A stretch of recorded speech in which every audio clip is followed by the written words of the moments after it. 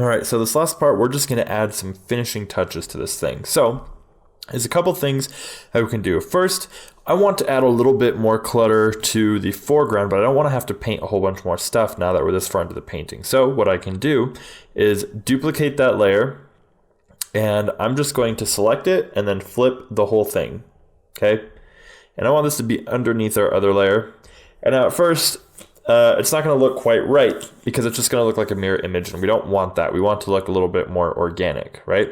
So what I'm going to do is go ahead and select it, and we're going to sort of skew and scale this so that it's not exactly the same as the other side. So it looks a little bit different, okay?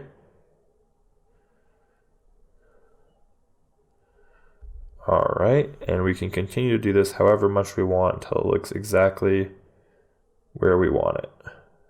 Okay, perfect.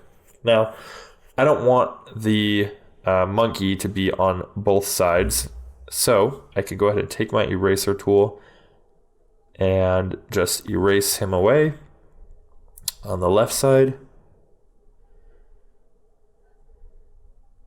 Excellent. And then if we want, we can also come over like this leaf right here. I want to disappear because it looks a little bit too obvious from the other side.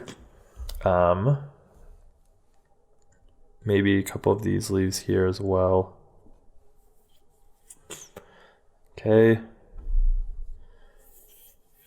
Yeah, that looks awesome. And then what I'm going to also do is go ahead and we're going to adjust the hue and saturation. So I'm going to make it a little darker, and we can slide that around just a little bit.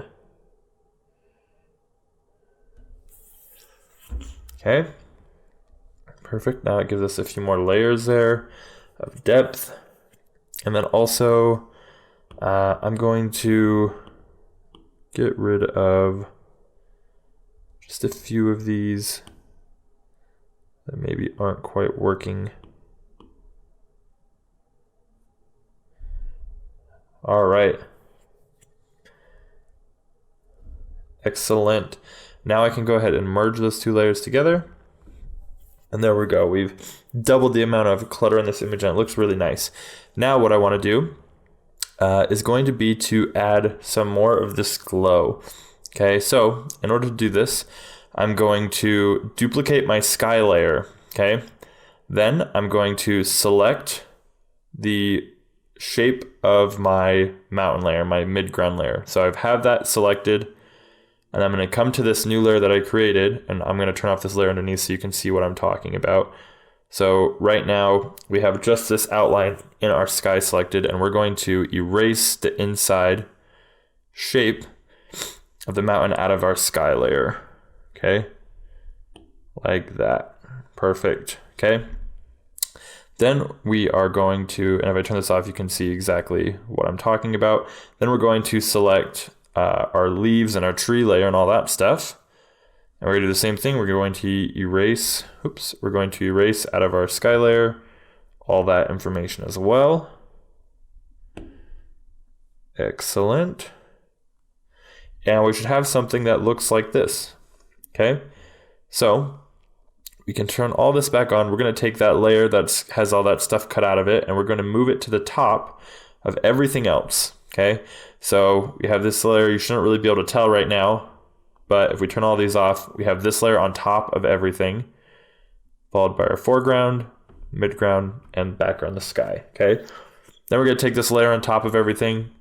We're going to come up here to Gaussian blur, and we're going to blur it ever so slightly. And what this is going to do is make this light bloom that pushes out along the edges of, different plants and stuff like that to really make it feel like it's really bright behind there. Okay. And you can go ahead and up the brightness a little bit as well, just slightly. And then maybe lower the opacity if you want. And then just to make sure that I have the real blue coming in, I'm gonna go ahead and erase a little bit at the top.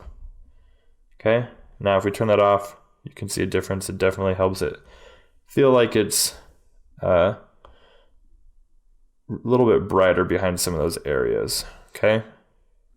So, that being said, we are almost finished with everything. Getting pretty close to the end. The last thing I'm going to do is going to be to add some texture. So I can go ahead and delete my reference photo layer now. We don't need that anymore. And I'm going to drag my drawing layers down to the very bottom just so I'm not getting distracted with them in my layer queue. And we're going to insert a photo, and I'm just going to grab this texture I found online.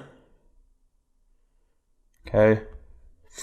And right now, it's not quite right. What we need to do, I'm going to set this whole layer to overlay, make sure it's on top of all the rest of my other layers.